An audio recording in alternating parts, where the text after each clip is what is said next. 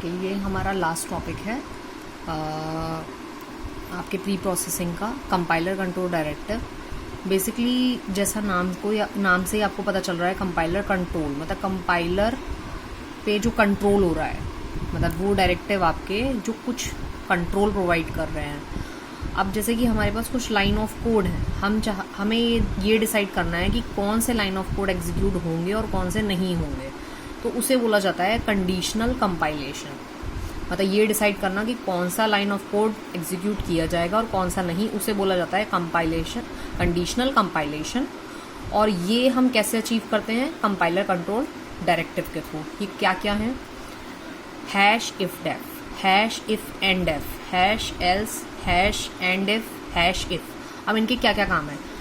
Hash if def क्या करता है? वो ये चेक करता है कि क्या आपने कोई माइक्रो बनाया है, जो आप माइक्रो बना रहे हैं या कोई माइक्रो है वो अगर एग्जिस्ट कर रहा है तब तो एग्जीक्यूट होगा। इफ एंड डेफ क्या करता है? मैक्रो इफ नॉट एग्जिस्ट, ये तब एग्जीक्यूट होगा अगर मैक्रो नहीं एग्जिस्ट कर रहा होगा। हैश एल्स क्या है? ये कंडीशनल अल्टरनेटेड पार्ट है, मतलब चाहे आपने ये लगाया हो तो उसका अल्टरनेट है, अगर इफ लगाया है तो उसका अल्टरनेट है। एल्स हमें पता है ये अल्टरनेट वर्क करता है।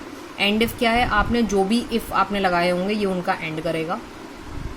हैश इफ भी इसी की तरह डेफ की तरह ही काम करता है, बट लेकिन इसका काम थोड़ा सा अलग है।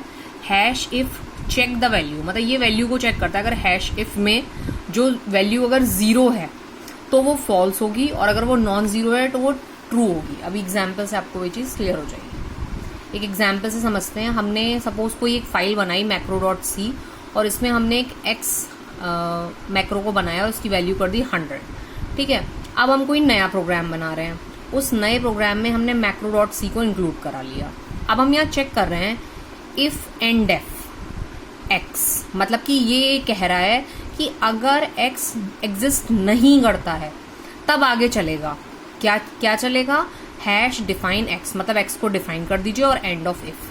ठीक है ना, हमें पता है कि जो हमारा x है वो तो ऑलरेडी बना हुआ है मैक्रो के अंदर, और मैक्रो हमने ऐड कराई है, तो क्या होगा? ये जो लाइन ऑफ कोड है ये एग्जीक्यूट नहीं करेगा, और आप ऑल ओवर द प्रोग्राम कहीं पे भी x को यूज करना चाहेंगे तो x की वैल्यू 100 ही आएगी, जो 100 आपने पहले से बनाई हुई थी।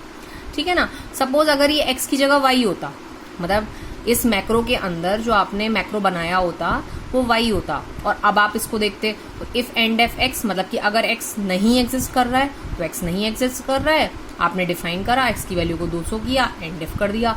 अब अगर आप कहीं प्रोग्राम में x की वैल्यू को यूज करेंगे तो वो क्या निकलेगी? वो 200 निकलेगी। आई होप समझ में आई होगी आपको ये बात। अच्छा, एक चीज देखिए, अब अगला हम देखते हैं। हमने macro.c बनाया हुआ है, ठीक है। अब हमने हैश इफ डेफ x, मतलब ये क्या कह रहा है? एग्जिस्ट देन एग्जीक्यूट, मतलब ये कह रहा है कि अगर x अगर बना हुआ है, मैक्रो एग्जिस्ट करता है तभी ये आगे चलेगा।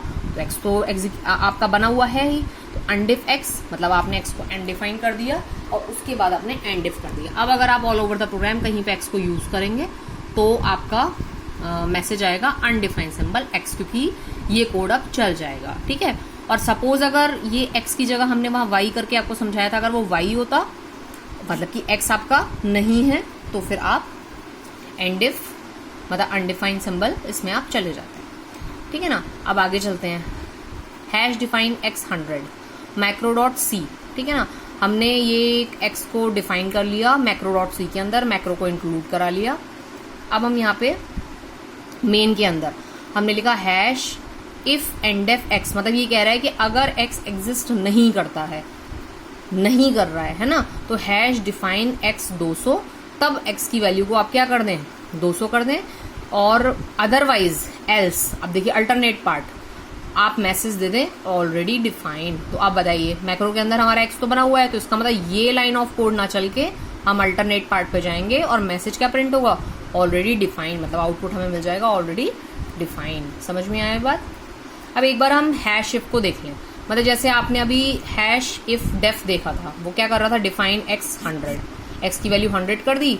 इफ डेफ, मतलब अगर जो आपका x है अगर वो डिफाइन है तो उसे अनडिफ कर दीजिए, एंडिफ कर दीजिए, है ना, यही तो पड़ा था। अब हम इफ देखते हैं कि इफ कैसे काम कर रहा है। डिफाइन किया x को 100, इफ x, मतलब अगर x है और x की वैल्यू क्या है 100, 100 क्या है नॉन जीरो है ना, और नॉन जीरो वैल्यू क्या होती है ट्रू, मतलब ये इफ की कंडीशन ट्रू हो जाएगी, अनडिफ x हो जाएगा, मतलब x को अनडिफाइन कर दिया जाएगा। ऑल ओवर द प्रोग्राम आप कहीं भी आप इफ x को यूज करेंगे तो आपको क्या रिजल्ट मिलेगा अनडिफाइन सिंबल x। बट अगर आप यहाँ पे 100 को चेंज करके 0 कर दो, मतलब हैश डिफाइन x 0, हमने 0 से चेंज कर दिया। अब अगर आपने इसे रन किया तो 0 वैल्यू क्या होती है फॉल्स, मतलब कि ये जो लाइन है ये फॉल्स हो जाएगी और हम अनडिफ में नहीं जाएंगे। ऑल ओवर द प्रोग्राम आप कहीं पे भी x की वैल्यू को प्रिंट करेंगे तो वो 0 होगी। ठीक है, तो बेसिकली जो आपका ये कंट्रोल डायरेक्टिव है ये सिर्फ ये बताते हैं कि कौन सी लाइन ऑफ कोड रन होगा, कौन सा लाइन ऑफ कोड रन नहीं होगा। ठीक है, तो यहाँ आपका टॉपिक कंप्लीट हो जाता है। अब